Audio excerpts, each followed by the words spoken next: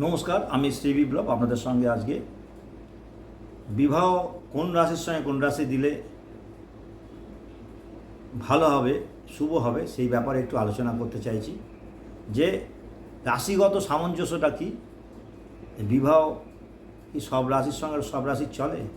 আপনারা ঘরে বসে জেনে নিন যে বিবাহ যদি করা যায় বা কাউকে দেওয়া যায়, বা আপনার সঙ্গীর কী রাশি আছে, আপনার কী রাশি আছে, সেটা তাহলে আপনার সুবিধা হবে যে বিবাহ পরে মানে সাংসারিক লাইফে আপনার কেমন চলবে সেটা আপনি নিজেই ঘরে বসে জানতে পারবেন। তাহলে এখানে বলা হচ্ছে কি, যে কোন রাশির সঙ্গে কোন রাশির বিবাহ ভালো ম্যাচ করবে, প্রেম ম্যাচ করবে বা ভালো সঙ্গী পাবেন, এটা হচ্ছে একটা আলোচ্য বিষয়। এবার একটু এক নজরে দেখে নেওয়া যাক যে কোন রাশির সঙ্গে কোন রাশি ভালো ম্যাচ করবে, এক নজরে একটু দেখে নেওয়া যাক। প্রথম কথা হচ্ছে কি, রাশির মিলনের তাৎপর্যটা কি। আমাদের যে জ্যোতিষশাস্ত্র আছে তার একটা বিশ্বাসের উপর চলে, সেই বিশ্বাস অনুযায়ী প্রতিটা রাশির কিন্তু একটা করে নিজস্বতা আছে, মানে একটা নেচার আছে, নিজস্ব নেচার আছে। কি আছে?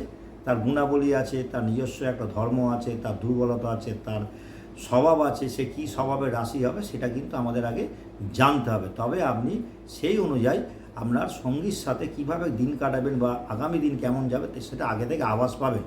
এটা নয় যে আভাস পেয়ে আপনি হয়তো তার সঙ্গে ছেড়ে দিলেন বা চলে গেলেন, সেটা তার জন্য ব্যাপার না। ব্যাপারটা হচ্ছে কি, আপনি একটু আগে জানলে সুবিধা হবে। এই হিসেবে আমার খালি বলা যে এক নজরে একটু দেখে নিন যে কোন রাশির সঙ্গে কোন রাশির বিবাহ হলে ভালো হবে, এটাই হচ্ছে আলোচ্য বিষয়। কী জানি যে রাশি মেষ, বৃষ, মিথুন, কর্কট, সিংহ, কন্যা, তুলা, এইভাবে আমরা জানি যে আমাদের 12খানা রাশি 12 জনের মধ্যে, মানে সবার মধ্যেই থাকতে পারে। কিন্তু আপনি কি জানেন যে আপনার রাশির সঙ্গে আপনার যে যার সঙ্গে বিয়ে হবে সেই রাশির তার সঙ্গে মিল হবেই, এটা আপনি কি জানেন? এটা জানেন না। তাহলে আমাকে জানতে গেলে কি করতে হবে? আমাকে কোনো জ্যোতিষীর কাছে যেতে হবে এবং সেখানে গিয়ে বলতে হবে যে আমাকে দেখে দিন। তার জন্য অনেক সময় লাগবে, খরচার ব্যাপারও আছে। সেটা আপনি ঘরে বসে জানতে পারেন, তার থেকে তো ভালোই হয় যদি ঘরে বসে জানতে পারলেন। এখন সেই উদ্দেশ্যে, সেই জন্যই আমি আপনাদেরকে বলছি যে এক নজরে দেখে নিন যে কোন রাশির সঙ্গে কোন রাশির বিবাহ হলে ভালো হবে। এই নিয়ে একটা ছোট্ট আলোচনা, এই ছোট্ট আলোচনার মধ্যে থাকবেন। আমার চেম্বার হচ্ছে মন্দিরতলা একদম স্টপেজের পাশেই, কাছাকাছি, এবং হাওড়া শিবপুর মন্দিরতলা। এখানে আপনারা যদি আসেন তাহলে আমি দীর্ঘদিন ধরে এখানে জ্যোতিষশাস্ত্রের সঙ্গে আলোচনায় চক্রে আমি এখানে রয়েছি। এবং একটা কথা জানবেন যে আমি কিন্তু অন্য কোনো চেম্বারেতে বসি না, নিজস্ব চেম্বার ছাড়া।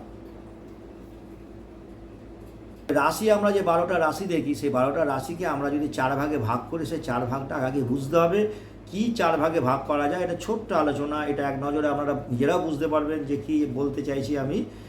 12টা রাশিকে 4 ভাগে ভাগ করলে এক একটা রাশিতে 3টে করে পড়বে, 3টে করে রাশি পড়লে 4 3 12খানা রাশি হবে। এটা একটা সোজা সাপটা ব্যাপার।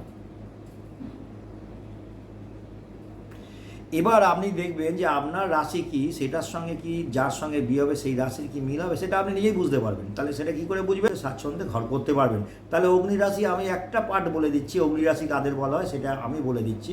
সেটা হচ্ছে অগ্নি রাশিকে বলবেন কি না, হচ্ছে মেষ রাশি অগ্নি রাশি, সিংহ রাশি অগ্নি রাশি এবং ধনু রাশি অগ্নি রাশি। তাহলে 3টে রাশি হলো যে সিংহ, মেষ আর ধনু। এই অগ্নি রাশি সঙ্গে বায়ু রাশির মিল হবে, যেটা আমি বলছিলাম। তাহলে বায়ু রাশি কি? মিথুন, তুলা, কুম্ভ।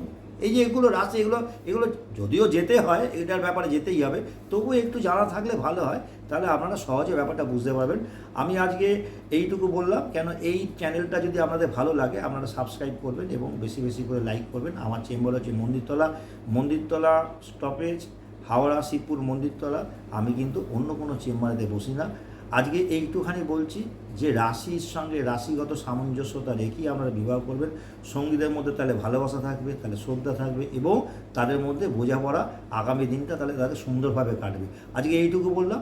নমস্কার, পরবর্তী আলোচনা আবার হবে। নমস্কার।